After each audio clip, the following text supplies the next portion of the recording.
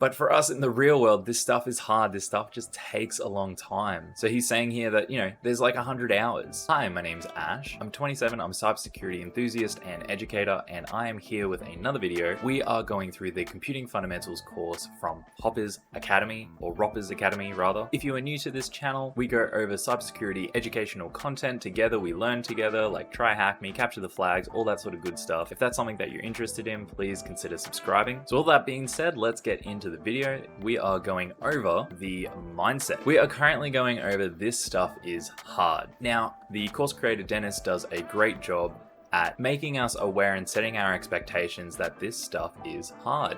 He links to an interesting article about how Karate Kid ruined the entire world. Quickly summarized, it's talking about like movie montages, the expectations of, how much actual effort and that goes into it, and like becoming a world boxer like in Rocky, or becoming the Karate Kid like Karate Kid, and just how there's so much effort and planning and research and training that goes into getting to that end result. But in Hollywood, it sort of all just gets waved over and, don't really think about any of the actual hard work. But for us in the real world, this stuff is hard. This stuff just takes a long time. So he's saying here that, there's like 100 hours. But if we want to get really good, we could spend 1,000 hours. In fact, if we want to even get close to being a professional, we can spend 10,000 hours learning this stuff. So this is not something that we just sit down, do a course and go, yeah, sweet, I'm ready, I'm an expert, I'm a professional. No, this is like a career-long thing. This is something that is going to take a long time. So prepare yourself. Next up here, we have a knowledge expertise graph here. We have a beginner, a hazard, and an expert. There's this interesting parallel between I know nothing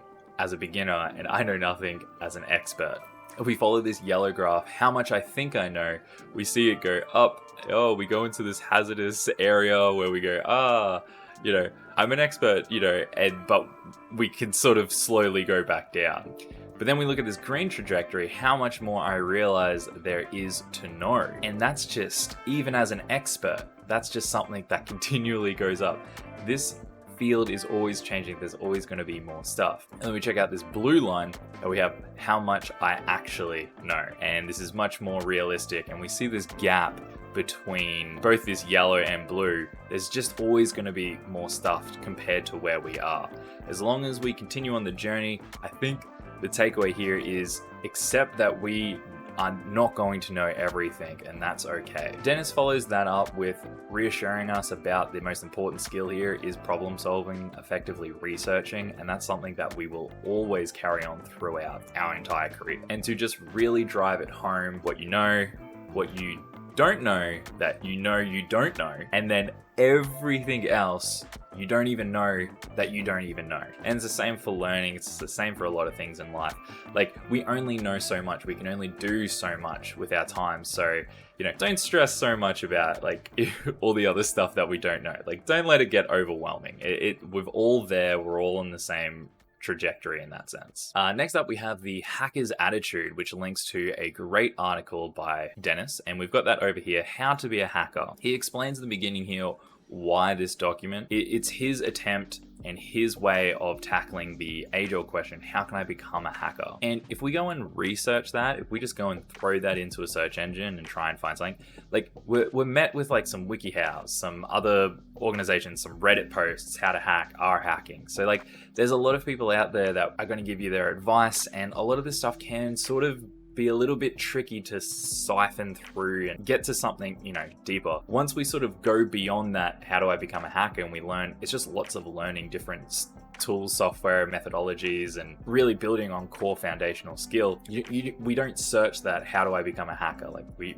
don't search hacking terms. Instead, we're searching how to use tools and how to better use software and that sort of thing. So he has used from the Internet Users Glossary, a person who delights in having an intimate understanding of internal workings of a system, computers, computer networks in particular, about what is a hacker. And generally that's pretty accurate. A hacker is somebody who goes deep, pokes, prods, and tries to understand things to better break things or get into things or see how they can manipulate and have something do something it wasn't supposed to. Okay, next up there is the hacker attitude, similar to the areas that we've actually covered before. So the first one here, the world is full of fascinating problems waiting to be solved. And this goes back to that skill that we have about problem solving. Trying to look at it in a fascinating, curious way, cyber, tech, all of computing becomes much more enjoyable. Number two, no problem should ever have to be solved twice. I'm massive on this stuff. I try and automate what I can with the skills that I have, like learning to program, for example, is how we can start to really find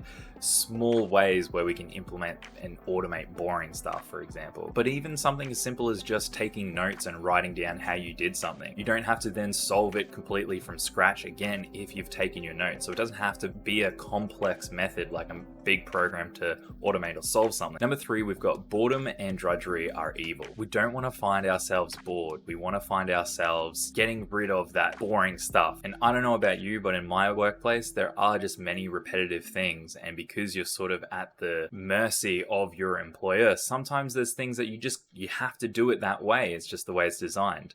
So as hackers and people in cybersecurity, like we're trying to look for ways that we can automate and we can get rid of that boredom. Freedom is good, number four. It says here, freedom for a hacker is being able to fix the problems that they are most interested in fixing. I couldn't agree with this more. We should be able to go after the projects that we want to go after. Dennis does then talk about like the authority, and there are the potential that maybe there is a project, but you don't actually have the authority, the authorization, or the legality to go and do that project because maybe it's somebody else's system. And this is where, you have to be careful depending on what projects that you want and what you want to go and do. As a baseline, don't do anything illegal. Make sure that you're always operating within the law. Number five, attitude is no substitute for competence. Nobody is judging you, or nobody should be judging you for not knowing things. Sort of like going back to some of the points of Roppers, a welcoming community, and that's what I love about Roppers. As Dennis says here, I'll promise you that if you put in the time, have the right attitude, and keep on pushing through, competency will follow, and I couldn't agree more. If we can stay consistent in our learning, that's actually one reason why I have this YouTube channel, and I encourage you to do this course or do the rooms along with me and share with me like what you're doing. Better we can keep each other accountable, the better we can push through and continue learning. But at the end of the day, like we need to keep the humble attitude, like going back to that graph about not knowing everything. Like we're not going to always know everything. And I think that's a way of keeping humble. Competence is the end goal, and we should have a positive attitude and a willingness to learn. So beautiful. The next point is basic hacking skills. Number one, learning how to program. So whether or not we already have a language that we might know, for me, I have dabbled a little bit and done some courses in Python, but it's really up to you and what you're comfortable with. I think these days, like Python has just sort of become the go-to, and like I've tried to learn other languages, and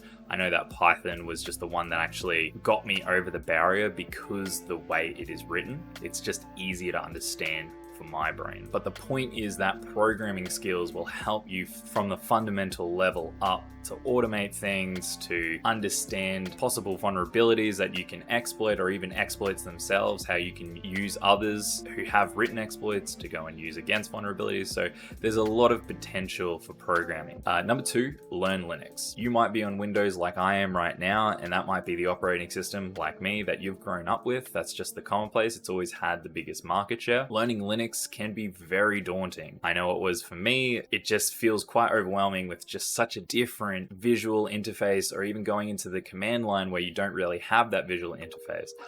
But there are just so many tools that are built in Linux that run well with Linux within cybersecurity. Linux, the kernel, is open source and it is so widely adopted. There are just so many servers and systems out there that are running Linux. Number three, learn how to use the World Wide Web and build a website. I like this. Consider the internet your birthright as a hacker and a human, and you can carve out a chunk of it and make it your own. I've always totally agree with making your own website. There's so many ways to make a website, but the fact is just make it one way, and you've learned how to make it one way.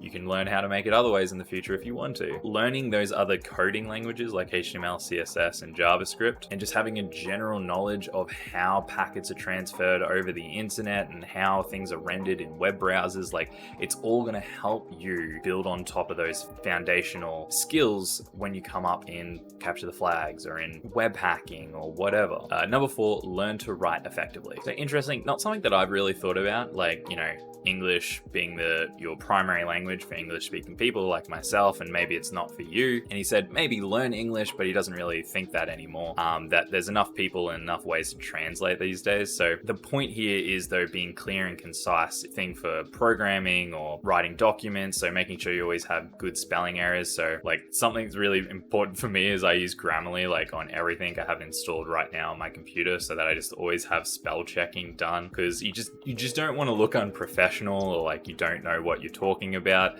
There's nothing worse than just having silly spelling mistakes. But just learning to write and writing well, I think, is something that is really recommended. If you look up Julian Shapiro, he has a great little handbook, just a completely free online like collection of blog posts that he's just formatted, called Write Well. And this is generally for blog writing, so it might not be exactly what you're after, but the way he explains writing in this is very, very useful for how you can write great documentation, great content online, and just all sorts of things. And personally, I found like writing day to day is a really useful way to better understand our thoughts and our brains. So there's a great benefit for writing on a personal level too. And the last section in this how to hack is frequently asked questions, where it answers some good things like, you know, where to start, how long will it take to learn, what kind of hardware do you need. So definitely go through that. Generally speaking, like we've talked about, it takes a lot of time. Don't break the law, don't do anything silly. If you're not into Slack, there's great security researchers and educators and mentors online. So Twitter is fantastic. So he's actually listed out a lot of people that he follows and he likes, and they're almost everyone that I follow too. And there's a great point here about hardware, not needing a lot of hardware. And I couldn't agree more that you do not need to worry about gear. And that's mainly true for a lot of things in life. We have such a materialistic, focused view of the world, so we think that we need to have the best things to get started, we need the best stuff to do well, and that's just really not true. And it couldn't be further away from that in cyber. As Dennis is saying, he was running an 8-year-old Dell laptop, and that can be fine. Like, we don't need thousands of dollars worth of hardware. Eventually, as your career changes, your needs will change, or if your projects change, then maybe you can look at hardware down the line. But for right now, like, just any laptop with an internet connection will do, and most people have got that. I mean, if you're watching this video, you're probably on a computer with an internet connection, so you should be fine. Great, so the last part of Hacker's Attitude is doing this h1.txt, so make sure you download that and you answer in one sentence, summarize why you feel the hacker attitude is useful, upload that document, and you are done with the mindset module. So thank you very much for checking out this channel. I hope that you've enjoyed the video. This has been a fun one to go through. We're nearly at the real practical stuff, getting into the Linux command line, so definitely hang around, and I hope you enjoy that video when it hits. If you have any feedback for me or you want to leave any comments, please do that below. I really appreciate it. And I have never done this course 100% all the way through, so that's my personal goal. So I hope that you're going along with me and we can help each other out going through this journey. So if you've enjoyed this video, please do leave a like, and I will see you in the next one. Have a great day and happy hacking.